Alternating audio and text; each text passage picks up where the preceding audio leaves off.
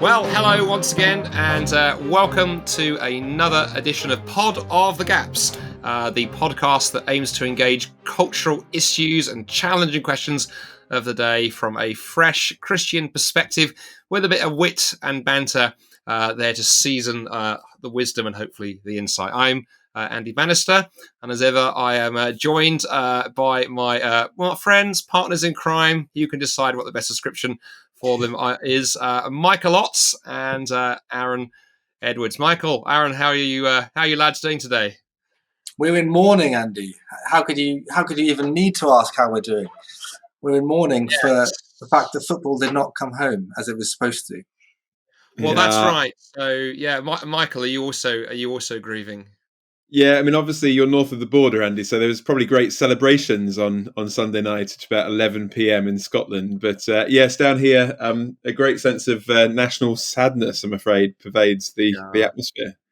Well, it was interesting. I was kind of camping with the kids and the family on the weekend. Drove back on Sunday afternoon, before the big game, and driving back from through some of the rural parts of Scotland near where we live. I did notice there were quite a lot of Italian flags.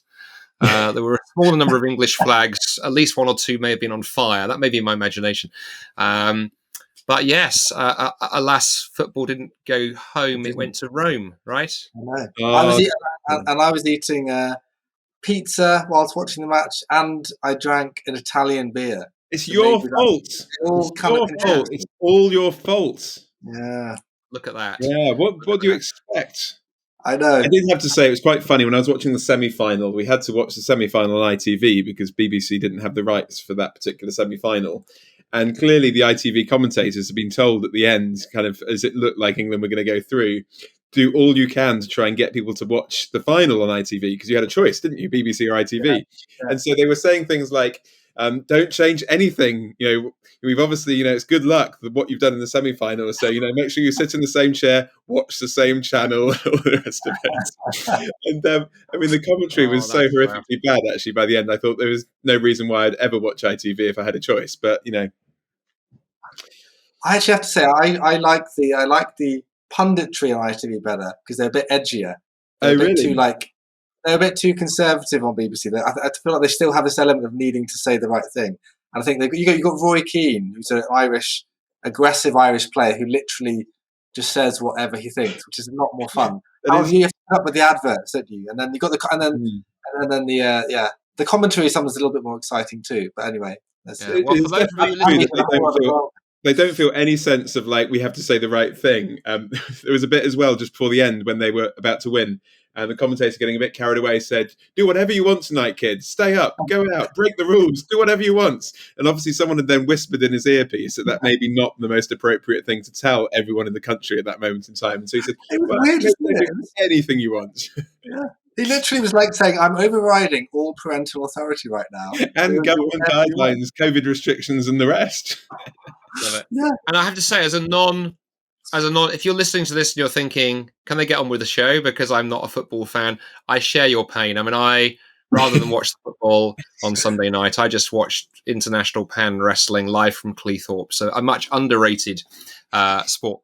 But actually, there is a link. We always try and do a link for you. So regular listeners... We don't always try, but the link always appears. The link does always appear, doesn't it? And so, regular listeners of the show will go, yeah, okay, we sit through the banter, and then we know we can hear the grating of gears, like the beautiful sound of a handful of gravel being dropped into the gearbox of a Porsche.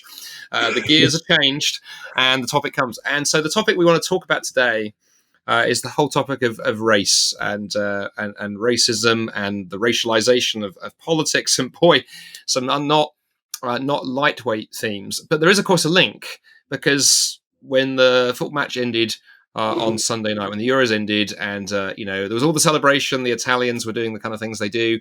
Of course, sadly, what happened was some English football fans behaved in outrageously racist ways, tweeted particularly some horrendous things about some, particularly the black players in the English side. And of course, then what happened?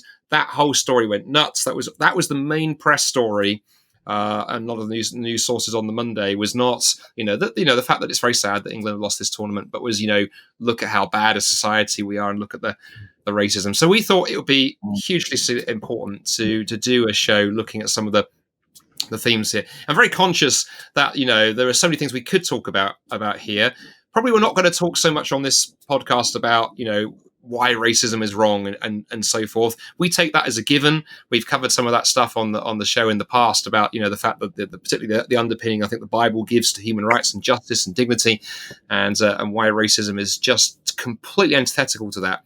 But we're also interested about some of the ways that I think racism has been politicized and tied into other issues in our society. And I guess one of the first questions I'd want to put to one of you gentlemen to have a crack at as we ease into this topic would be, of course, I'm very intrigued about the connection to social media here, because the part of me is worried whether, yes, there is an issue with a tiny minority of football fans and racism, and that just absolutely needs dealing with.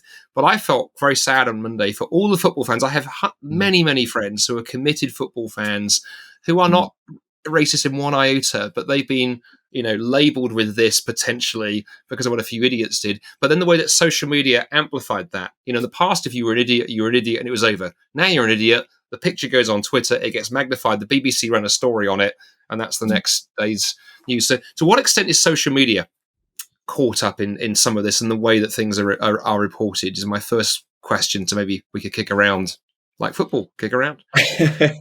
Either related answer there. Yeah, very, very good. Thank you. But yeah, I guess that is a point.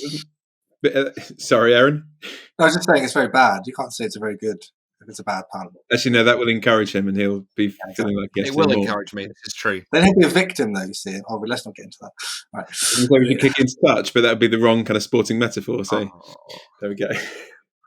Anyway, but yeah, about social media, I think the thing that hit me as I was kind of scrolling through it, and several days later, it's still there, isn't it, in the media feeds? Which was, I would be absolutely unaware of any of these comments, even though I'm on Twitter. I'd be totally unaware of them unless it was the fact it had been picked up and reported on. As you say, they're horrific comments, but actually they've now been amplified in a way because it's become the number one news story coming out of what's happened at the weekend. And we were saying before we chatted, the thing about Twitter is there's all sorts of horrific stuff on it. Like if you want to be appalled, like just scroll through Twitter, just scroll through the comments on a YouTube video. But if we're going to make that the narrative, and if we're going to make that the standard, it's tarring, as it were, hundreds of thousands of English football fans as if that is representative of them. And I just want to ask the question, is that representative of them? Are we then creating this impression? I'm not denying at all that there are probably some incredibly racist football fans out there, and that is horrific.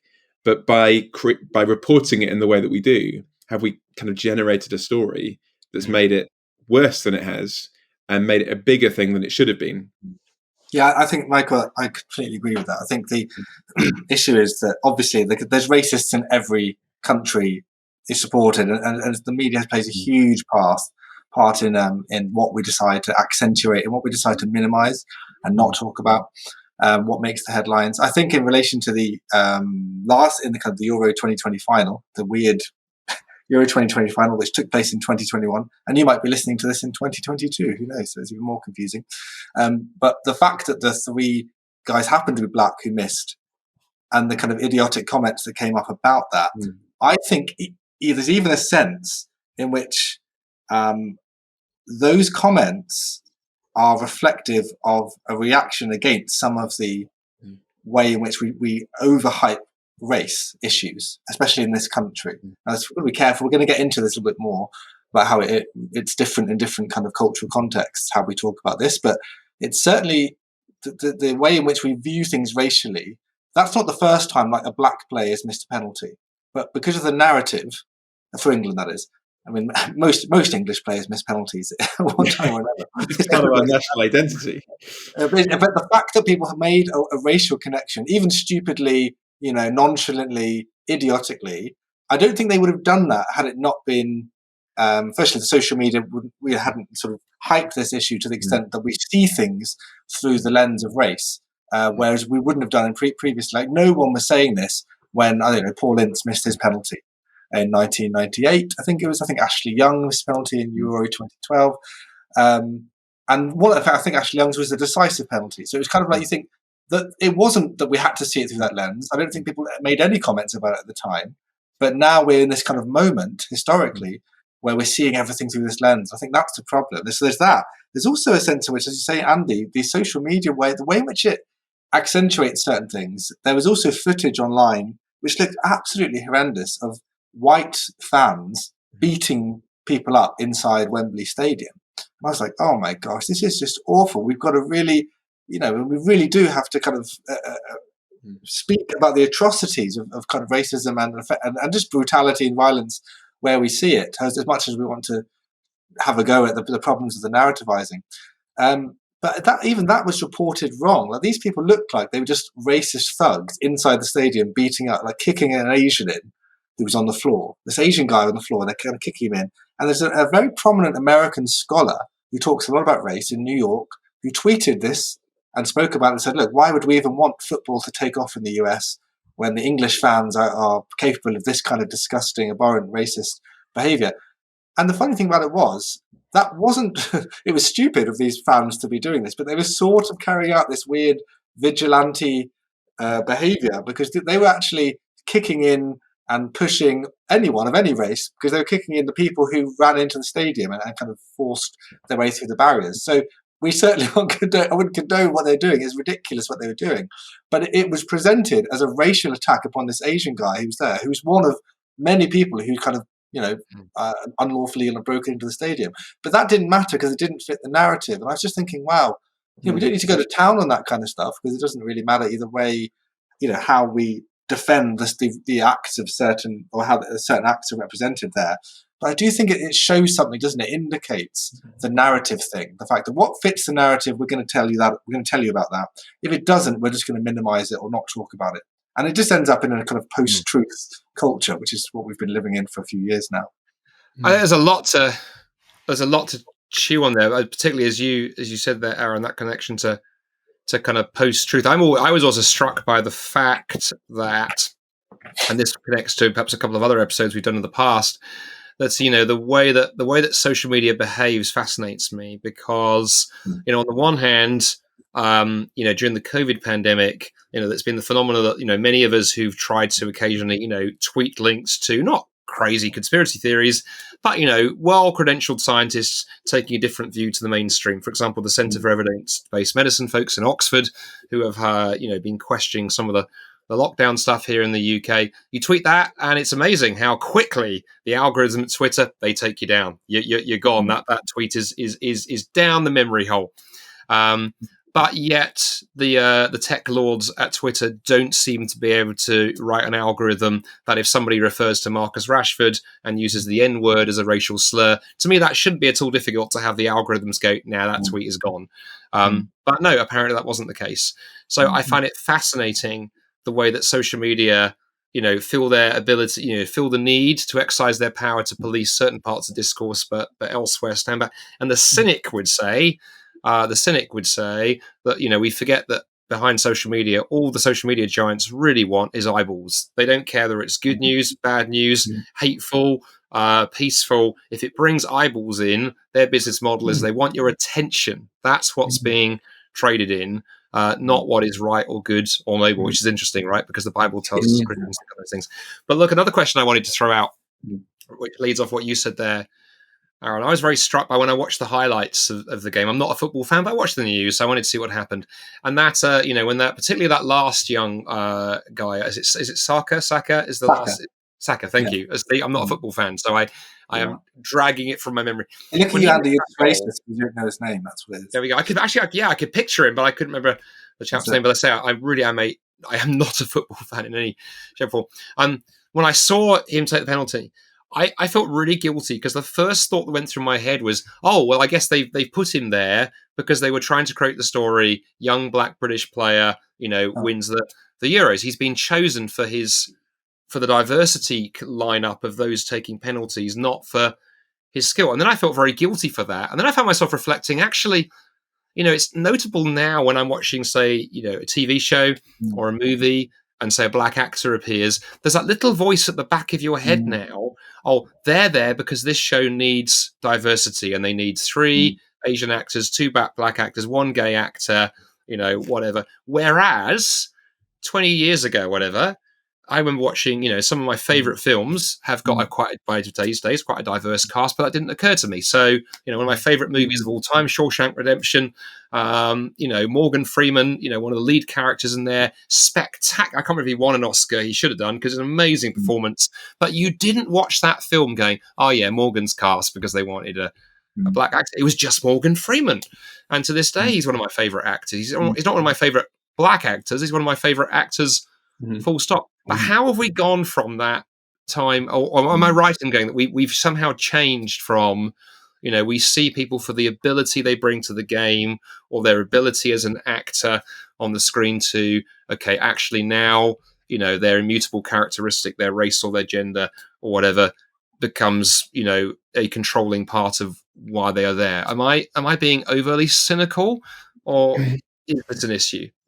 I mean, I can totally see where you're coming from, because, and I think it's, in a sense, a reasonable thought process to have, because when, not so much necessarily in the football, but just in life in general, when we have kind of people's job title is, we need to ensure that we have diversity, as in, like, we need to, like, literally have, X number of this and X number of that, or whatever, then you do start to ask the questions, is that person there because they are the best person, or is it because they are filling kind of a quota? And I guess that's one of my issues, I'd say, with the difference between what I would say was a good thing, which is equality of opportunity, and what I would say is a bad thing, which is equality of outcome. I think absolutely we need to say, are there barriers that stand in the way of certain segments of society getting into this profession or achieving, their maximum potential in this area of life? Absolutely, that's really important to do. My wife's an airline pilot. She's one of 5% of airline pilots who are female in BA. And, she says, actually, one thing she really wants to do is help other women see that, it could be a particular career choice, give people that opportunity, at least, to know that is a kind of path that you could take. But it's very, very different to then saying, okay, we're going to have equality of outcome, which is we definitely need to have, 50% or 20% of this, segment of society, because then it leads to the question, well, actually, why are they there? And so I think that's one of the dangers, by actually actively saying we are going to have, a particular percentage. It creates that question. And actually, if you are a person of color, or if you are a woman or whatever, then actually you don't want to be in a situation where you're thinking, well, actually, I'm in this because actually I'm filling a quota. You want to know that actually I'm in that situation because you deserve to be in that situation. And that's the tension, I think, that's been created. Yeah. There's also a sense, isn't there, of the walking on eggshells. Like, so even there, Michael, you just used the term person of colour, I think you did, didn't you? So isn't that what the FA chief got fired for using? So you would certainly be fired. If you happen to be running the FA, you're gone, brother. Yeah, but and that's because that's the phrase that we weren't allowed to use for many years here in the UK. In the US, has kind of now become more prominent, and it's just you have to constantly rechange your vocabulary based on what the kind of latest magisterium of racial or diversity and inclusion sort of terminology requires, and I think that's a real problem, because again it gets into that problem of us. It engenders a kind of cynicism in people looking on. It also actually, like I was saying earlier, it gives fuel to the fire of the really abhorrent racists who are going to only get worse as a result of this. So if you over egg this issue and make everything about race, or indeed in the same way that people will make things about gender or about sexuality or any other kind of all of these sort of intersectionality issues, if you do that, you're only going to make the problem worse usually in the long run, because you're going to keep making society more and more sectarian, giving people a certain identity a hill on which to die, which can't actually ever truly be sort of extinguished. It's a kind of a perpetual dying on this hill, and when you get over this one, there'll be another one, and another one, and another one.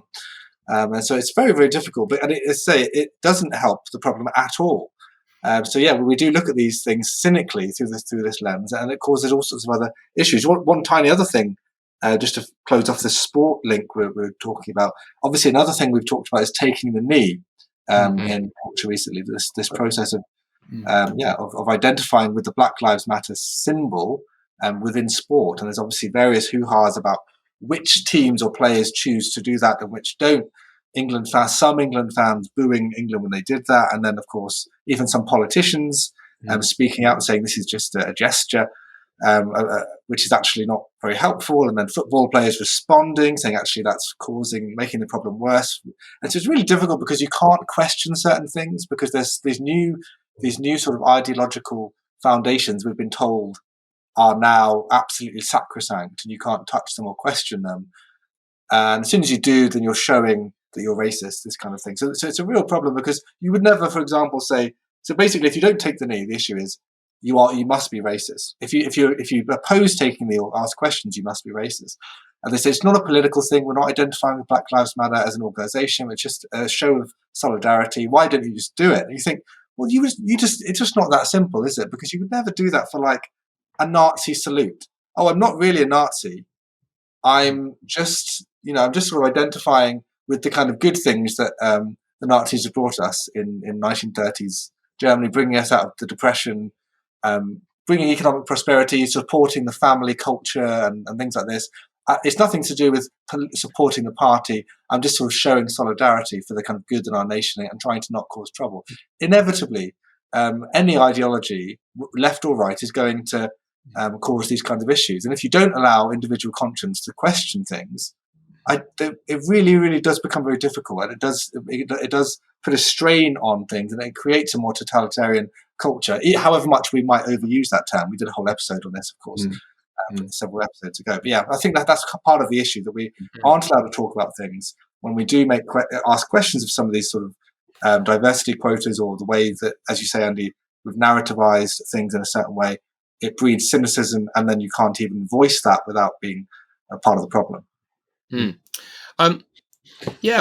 One thing I think would be interesting I think we've covered off the sport angle kind of well, but it's one of many, because I think there is a degree to which the issue of race has permeated everywhere, right? A book that we've mentioned on the podcast several times in the past, and we'll probably put a link again to the show notes, is Helen Pluckrose and James Lindsay's books, Cynical Theories: How Universities Made Everything About Race, Gender and Identity, really showing how this becomes so widespread. But the kind of common thread running through those, and you touched on it there a moment ago, Aaron, when you use that term intersectionality, which kind of floats around the culture. And it's one of those sort of slightly amorphous terms that seems to mean different things to different people. But the idea that there's all these sort of vectors of victimhood, and you find where they intersect and position yourself on them, on that point, and so forth.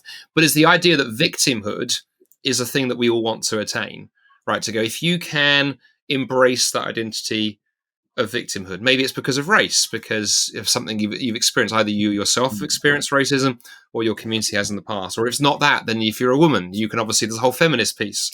If you're transgender, there's that piece. But even those of us who outrightly might not be able to find that way are still getting on the bandwagon. Men are climbing onto the bandwagon, and they go, well, we're being oppressed because women are able to say nasty things about us and we can't about them. I've come across upper class lawyers complain they're oppressed because people make lawyer jokes and it's horribly offensive, and the list goes on and on and on. And I'm beginning to worry whether a society in which people are encouraged to place their identity in victimhood is going to end in a very painful place, because it's always then going to set people off against each other. Because if you're a victim, the only way I can get, I can get anywhere is to either get myself on a level of victimhood, or ideally, if I can be more of a victim than you, then I can go, well, Aaron's not really a victim, I'm really a victim. And then society is just fractured into smaller and smaller and smaller, units of individuals, all of whom have a chip on their shoulder. Again, help us out here, somebody. Should, as Christians, we be worried about victimhood as a basis of identity? I think we've got to be really careful, haven't we? Because on the one hand, we do live in a culture where lots of people are victims of stuff that's really, really horrific, and if we are seen in any way to be minimizing those experiences or ignoring those experiences, that's really, really bad, isn't it? That's really insensitive. It's really hurtful, and can add pain where there already is pain. So I think there's a real danger there. We need to be really careful. But I think we want to say that's not the only aspect of our identity. And if we then start grounding, or almost encouraged to ground our identity in that, that's a different thing, isn't it? So we want to acknowledge where there has been pain, where there has been kind of a story that has led to the kind of current situation. And I think that's really helpful, isn't it? To think, what is the backstory? Why does this person feel the pain they do about this particular situation? But then not encourage that to become the narrative, the basis, or the kind of the sole thing. And so I think it's a difficult tension to hold, isn't it? We don't want to ignore that story, but we also don't want to make that the ultimate narrative that everything else is read through. Yeah, it's interesting. I had I was talking earlier about an experience I had in America a few years ago. I was in Chicago for an academic conference, and the year after I was in Baltimore, and this was before the events of Ferguson, and indeed in Baltimore, the events of Baltimore and Minneapolis, which happened over the last sort of 6 or 7 years. I had experience on public transport as the only white person on a bus in Chicago, and it felt very strange to be here in this supposedly this country which is known as the land of the free, and where we can we can critique the idea of systemic racism when it's over egged in the UK. I think in the US the structures are unbelievably different, and there's actual reasons, but it's much more difficult to unknot some of those, detangle some of those knots which are there, the redlining in cities, that kind of thing. My experience in Chicago, I was there on the bus and I was being almost stared at, like, oh, what are you doing here? You're white. Like, what are you doing on this poor person's bus? And there's the same happened on the subway in Baltimore. I was literally the only white person on the subway. I don't know if this was a weird aberration from the norm. I'm sure there'll be American listeners might be able to say, no, that's quite normal, or you happen to be there on a weird day. But it was a very strange thing. And it wasn't only that, it was that lots of the people I was observing looked really worse for wear. These were almost the destitute of society, and they were all black. They looked like they didn't have adequate healthcare, and all of the white people were above ground in the beautiful plush boutique shops of downtown area, and here we are on the subway. I just went on the subway because we just do that more often here in the UK. It doesn't seem to have it's just a cheaper way to get around. And I just thought, why is this the case? It can't be just the case that the black people happen to be poorer. They just happen to have been less successful. It's nothing to do with race at all. And that just wouldn't, the statistics of that just don't add up. And as you say, in many people's lifetime, segregation was a real thing, especially in the southern states of the US, which is just an unthinkable thing for most people. How was that ever allowed to be a thing?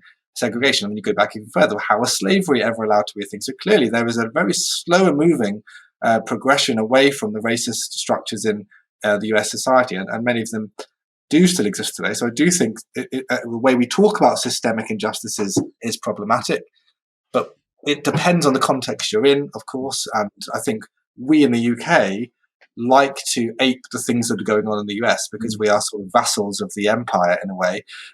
We like to, that's why the George Floyd thing blew up here. We wanted to read George Floyd in to everything going on here, and it just it unnecessarily obscures the reality, because in the US, and as I said, many places, it really is a problem. And of course there are problems here. There's pockets of the UK where there will be systemic racism, but is it to the same level as a nation which had segregation in the 1960s and which has situations where you can be, where the disparity between rich and poor seems to have a racial element to it? So I just think some of that has to be borne in mind there. I think one of the, go on, Michael, and I'll say something. But no, Michael, just to pick up on that, I was just going to say, I think there is a real danger that we kind of just impose one culture on another and just kind of forget that there's real differences. And I think, if you're a black person in America, there is generally a real shared narrative, like you say, within our lifetime of real oppression and injustice over the last 50, 100 years. And I'm not saying there's never been injustice or oppression here in the UK, but actually it's a very different story. And actually, even just to group black people in the UK together as if you can kind of homogenize them as one group of people. Actually, I've got a friend who was working in a church in South London, and the majority of the population were black, and he said, there's no way you could just kind of homogenize them as they're the black people. That would have been an incredibly racist thing to do. They were incredibly diverse in terms of the cultures that they came from. Some of them had been born in the UK, some of them had just recently moved to the UK, some of them identified very much as being British, some of them very much as being from different countries in Africa and so on. And so the way that we kind of just like talk about black people is, he just said actually that in some ways is quite racist in the UK because we're forgetting that there's a real different story and a diverse story here.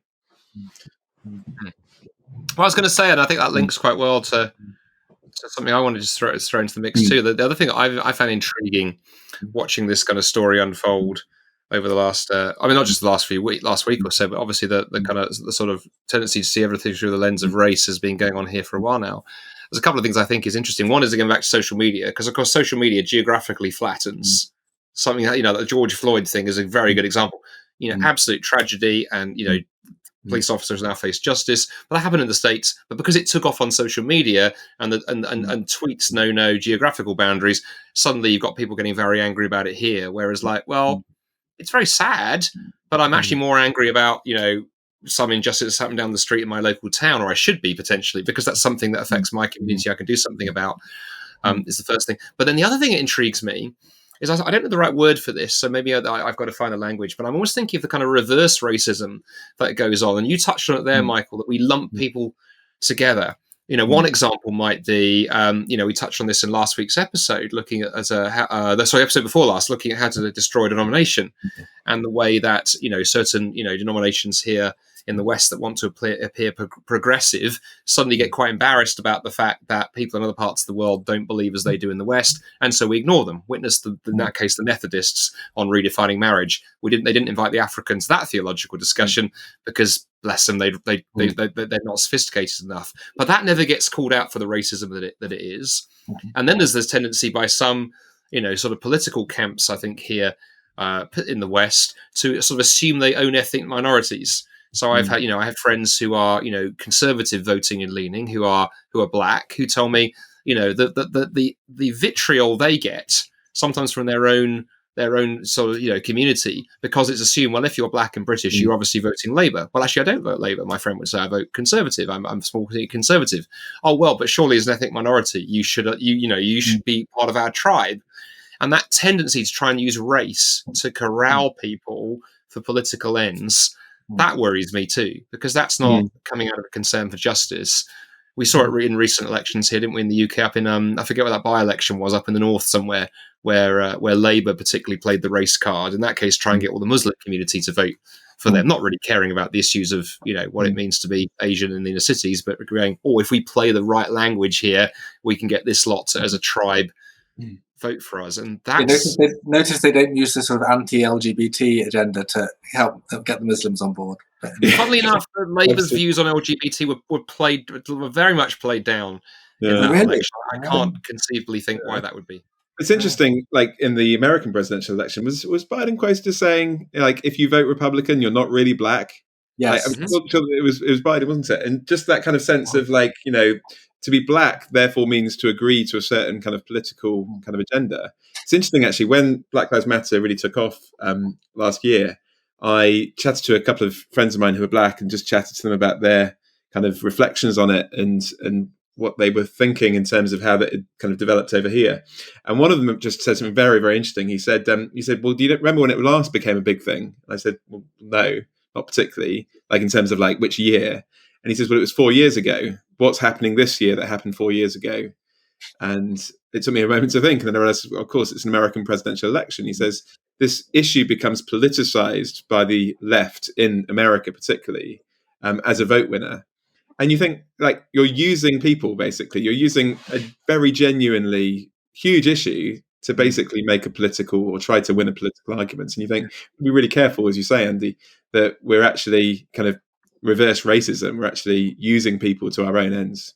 It's funny. It's interesting. Obviously, it's worth noting, obviously, on that, Michael, that the right will do the same. Obviously, yes. They will use whatever cause will help their own. The Republicans do exactly the same, and they kind of play into the certain conscience of certain votes they want on board. And Trump certainly did the same. But you're right that actually, I think that maybe the more pernicious element, the reason why it feels more problematic, is the duplicitousness. Maybe there's duplicitousness on both sides, but feels like the moral now the sort of left feel like they are presenting themselves as the moral witness to the world with kind of issues of justice. And actually, if they're perpetuating racism or using black people in order to get power, that feels like it's more ironic because of the way that they go about their business or the kind of manifesto they tend to bring. Whereas on the right, you could argue they're just a little bit more upfront sometimes about the fact that they want power because they want to make the world like this, whatever. So anyway, I think that's worth noting. One thing as well that came to mind, Andy, you mentioned your, talking about Shawshank Redemption and Morgan Freeman earlier. It came to mind. I remember one of my favorite films was Die Hard with a Vengeance, Die Hard 3, which I keep trying to get my wife to watch. I've managed to get her to watch Die Hard 1 and Die Hard 2, playing them off as Christmas movies, which they of course are. We'll do a trade, Aaron. You need to say you'll watch Pride and Prejudice if she'll watch Die Hard with a Vengeance. And then for me, Pride and Prejudice with zombies does count as Pride and Prejudice. That's true, yeah. You kind of the irony in my marriage is that it would be the other way around, of course. So we break all the gender stereotypes, and it would be Rebecca desperately trying to get me to watch Die Hard at Christmas, and me saying, no, I think it's too scary. So yeah, there you go. There you go, yeah. Given that her favourite movie series is Terminator. Oh, really? Wow. Yeah. Well, then Terminator has actually started putting female leads, haven't they? Or the female character becoming more prominent. Anyway, but the thing with Die Hard with a Vengeance was the Samuel Jackson, who's brilliant in that, and of course he's a brilliant actor. Not that we feel like we have to say that. But that's almost like a joke as well. That was a joke in The Office, I recall. The way in which racism is spoken about so ironically in the UK, by the way, because it's so, for most people, I still think is the case. It's such an abhorrent thought that you could be racist. It's ludicrous. But we'll get onto the systemic thing maybe in a moment. But it was in Samuel Jackson. He's kind of big on seeing the world through race. This was, I think, that film was in the 90s, somewhere maybe 95 or something. So it's way before critical race theory itself has become a popular thing to kind of travail across academia and then into popular culture. He's making everything about race. He's bringing up his nephew to think through this, that white people are out to get you and you need to make your own way in the world because you're black and that's your huge, huge identity, more important than anything else. And Bruce Willis, John McClane, calls him out as a racist, which was quite a controversial thing to do, you'd think. And that's quite a long time ago, but is effectively the same thing we're seeing today. So in a way, we just need to listen to John McClane more because there is a sense in which it does become actual racism and a white person should be able to call out racism either from a black person or perhaps more prominently from organizations which may have a mixture of people in who are trying to say that all white people are benefiting from their whiteness without even thinking about it, without being conscious of it, because they're white and therefore they are part of this sort of ubiquitous problem, which is in the water, in the air, everywhere. Just whiteness is the problem. And we have all these conferences now about dismantling whiteness. I've seen it in the academy for years. And that's something I've said before in one of the other episodes. I've been glad previously that this stuff stayed in the academy, out of harm's way, and now it's sort of seeped out onto social media and the rest. So it's a real problem. And it does become. Well, I was going to say, I think the academy is a bit like sort of a Chinese virus research laboratory near to a wet market. That sort of things you try and contain them, but there's a leaky pipe between two libraries, and before you know it, the idea has leaked. It's a bit like, actually, I mean, I think we talked about this in the previous episode. I mean, the book, which I mentioned a few minutes ago, Cynical Theories, talks about the fact, we're living through this age right now of applied postmodernism, that the kind of sort of the great architects of postmodernity, played around with ideas in ivory towers, and I probably didn't even really imagine that anybody would actually take this out and would then start saying that, well, maybe mathematics is overly white and maybe we need to, or maybe we need to think about decolonizing science. I mean, what does this look like? But I want to pick up. I want to tease out for a minute there, Aaron. This idea, you're right, that is everywhere. That whiteness is the problem, and here's us on a podcast. Unapologetically, we are three white guys, and I say that unapologetically because you can't really apologize for a immutable characteristic. Michael no more chose to be born white than I chose to be born incredibly handsome, and that other people just get very intimidated in my presence. You're kind of a victim of your own handsomeness in a way, aren't you? I absolutely am. My wife has had to carry a stick for a while to be to keep people away. But what occurred to me in that is I read something recently where someone did try and unpack that. And so, well, of course, the thing with whiteness is that, that's considered to be the norm. And if you don't measure up to that norm, then you're somehow considered not to be normal or to be second rate or so on and so forth. I remember reflecting on it, thinking, actually, on the one hand, there is an element of truth in that. If the whole of community looks one way and you look a little bit different, then it is going to be tough. I mean, you think back to those first, black immigrants here to the UK in the 1950s and things, to go, it must have been incredibly tough when there wasn't this big, community of people like you, and you really did stand out. I think now we are much more diverse. But then what hit me is this going, well, okay, isn't that a very myopic view though of the world situation? Because of course, if you go like you describe your experience there in the States, but I've traveled to the Middle East, and to go being the only British person in a crowded room. I mean, my wife and I went on a trekking holiday in Tibet a few years ago. We were a very small group of Westerners, and trekking through the backcountry, and my word, we did not fit in. I can still remember a group of kids coming up to me in a marketplace in some tiny, one yak town, in the foothills of Everest, and literally sort of coming up and sort of licking their finger and rubbing my skin. They didn't ask me, just rub my skin, because they obviously assumed I must have painted myself because I was this strange pigment and not the kind of sort of mid-brown that everybody was. And yeah, you did feel slightly odd, but I don't think it's a white thing. I think there is an issue about how a majority should behave in a way that we make a minority welcome, but transferring that language directly into racial terms, that's where I think the mistake potentially might be made, rather than the more helpful, how does a majority behave in such a way that a minority feels welcome and not excluded? Am I onto something there? I think yes, but also I want to probably push back on it, and I could. Oh, dude, absolutely push back. I need to push back. Say, I've never seen an Ox Bannister face off. That's what he's He's envious. He's just envious of my charm and good looks, is what it is. True. And puns. I think it's something to come back on that, but I'm not going to. But anyway, I guess what some people would say would be to say that actually, yes, there is that sense of being in the minority, but there's also a sense in which there is a history of oppression that has gone with that makes that experience worse. So, yes, you were in that time experiencing what it was to be a minority in that culture, but you hadn't got attached to that all of the history of injustice that culture had inflicted upon you. And that can happen in different situations. So I think that is kind of worth bearing in mind, that there is a kind of added layer in certain circumstances.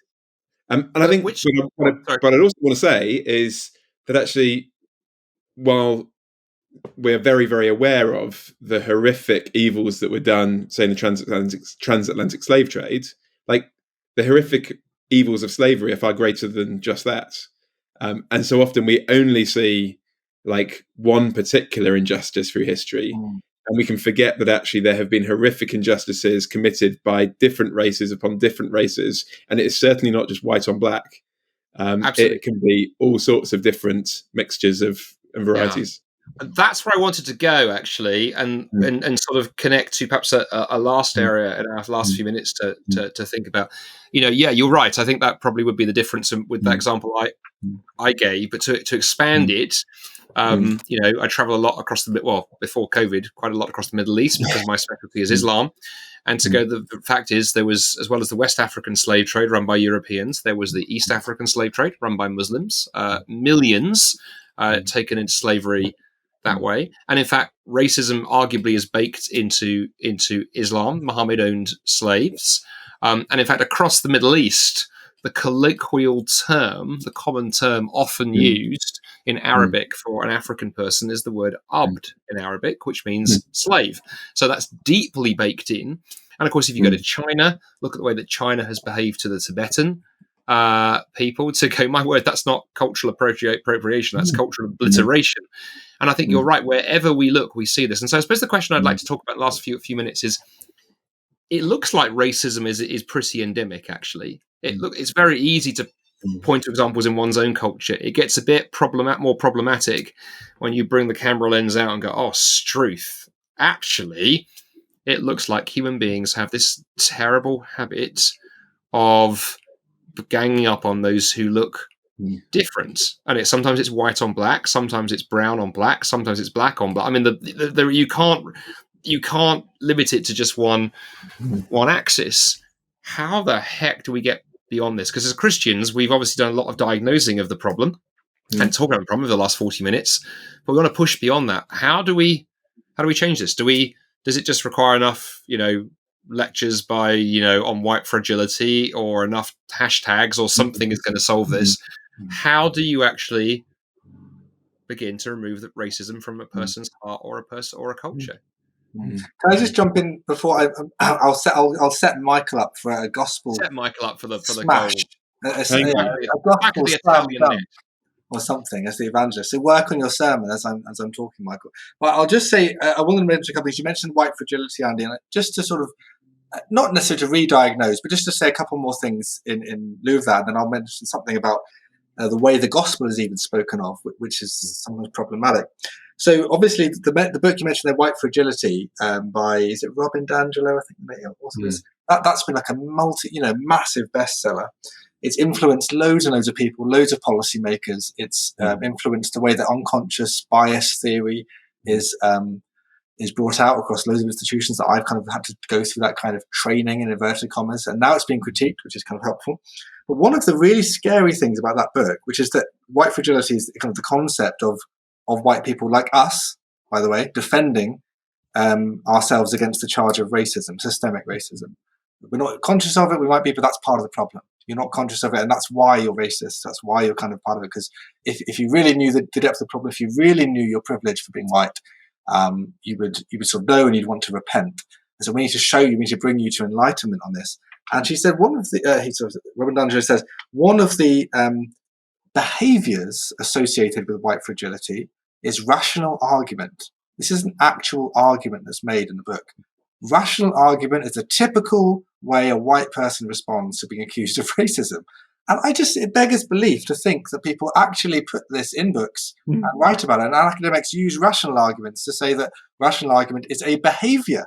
It's a behavior. It's not like, so you're not allowed to respond at all with reason, because then you are part of the problem. So the only way to respond is to agree with the person telling you this. And that's, Dan Strange has an interesting phrase about worldviews, which could sort of relate to ideologies, that you don't often see your worldview or ideology, you see with it. You see with your worldview. That's how you see the world. It's almost like, here, have this lens. We're going to give you a lens to see everything through the way we want you to see it. And if you disagree, it just proves the point of this lens. It's really very cleverly done. And I've seen this for years with, as I said earlier, in academia. There's another kind of a black theologian called Anthony Reddy, as in the technical term black theologian. He is black, but he's a black theologian. And he often has made the argument, I've seen the similar kind of paper given at various conferences. I can always predict what the paper is going to be and how it's going to play out, because it's the same argument, the same supposedly rational argument again and again, that the gospel itself, or the theologians we read, the theology we do, is itself racist. So we've been reading white theologians, we've been reading, as Protestants, we read Calvin and Luther, these kind of great theologians who have influenced the way we think. And that's how we read the Bible. So therefore, everything we think we know, even about the gospel that was supposed to be recovered in the Reformation, is coloured by racism. Because at the same time, in the 16th century, you had, let's say Portuguese and British sort of explorers and racism occurring and colonisation beginning. And therefore, because that was happening at the same time, that's all part of the system, all part of this narrative that connects all the way through to the present day in terms of the systemic racism. So everything is literally coloured by racism, if you will. And I think that's kind of part of the problem, because then you can't, evangelicals, it's very hard to respond to that. I think people say, well, the very doctrines you believe are, as you say earlier, Andy, mathematics is racist. Justification by faith is racist, because it gets white people off the hook, because they could say, oh, we're forgiven, amazing grace, how sweet the sound that saved a wretch like me. Well, that's very easy for you, John Newton, says the black theologian, because you've got much to be forgiven for.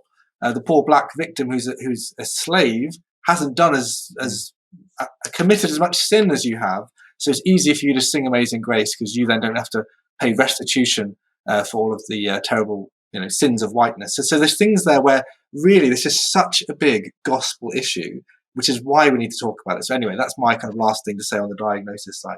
Michael.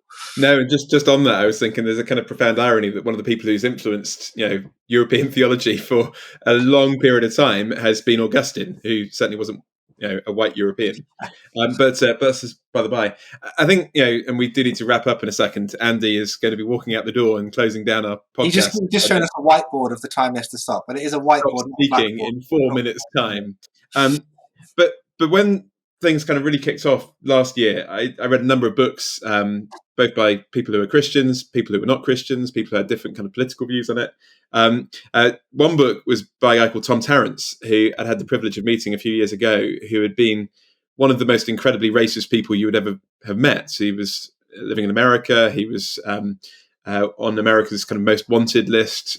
He was involved in a terrorist organization, incredibly racist, incredibly evil, incredibly bigoted, and then dramatically converted to Christ whilst in prison.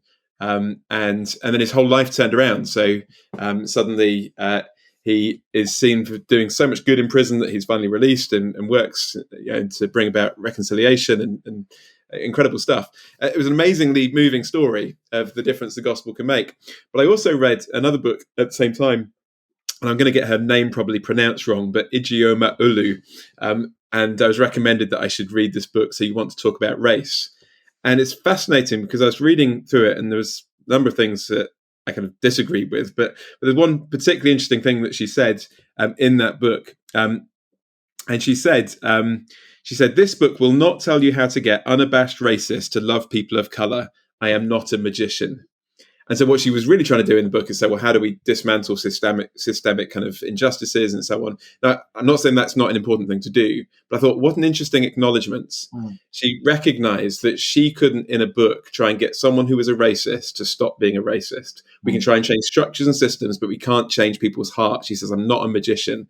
And I thought, but the gospel really can change people's hearts. And having read Tom Tarrance's book, one of the most racist men in America, and how the gospel had changed his heart, was just profound to say, actually, as Christians, we've got something wonderful. And it's actually changed hearts that then change societies. It's interesting, William Wilberforce is remembered for abolishing the transatlantic slave trade here in the UK. But he said that God had set before him two great jobs, I guess. I can't remember the exact word he gave it. Not just the abolition of the slave trade, but the reformation of morals. By that, he meant the revival of Christianity, because he recognized you could only change systems if you also changed hearts. And we can't divide those two things. We've got to keep them together, and the gospel does. And I think it's not quite time to finish. So I give Andy the time to say goodbye. No, well, that is great. And that's a great place to land, Michael. Just, I'm conscious, we've covered there's so many, probably of all the topics we've done on Follow the Gaps, this is the one that's just a real challenge to cover because it links to so many other things. And, because of the racially charged age we live in, we say something and people assume that we've said that and haven't said that, and therefore we think that. We hope we've given you food for thought. This is not an issue that's going to go away. And I think right now, we live in a society that needs peacemakers. And there's a huge need for Christians to be people who listen to those on all sides, especially those who have got, historic or even contemporary hurt and been on the receiving end of things. But that we are people who really seek to demonstrate what does peace look like. And people who, of course, when our identity is rooted in Christ, back on identity, Michael, I think the other thing the gospel does is you don't then need to shout about your victimhood or your racial identity or whatever your identity is. They're still important to you, but you can afford to, step back a little bit and listen to the other because your identity is based on Christ, who loves us no matter what our race or gender or identity. And I think sometimes Christians who are fearful for some of these conversations, I want to say, keep your feet on Christ, because that means whatever happens in the conversation, however difficult things may get as we navigate these issues, you have certainty underneath you. And I think that's Tom's, experience. So we'll put a link to Tom Tarrance's book in the show notes. We'll put a link to some of the other things we've referenced.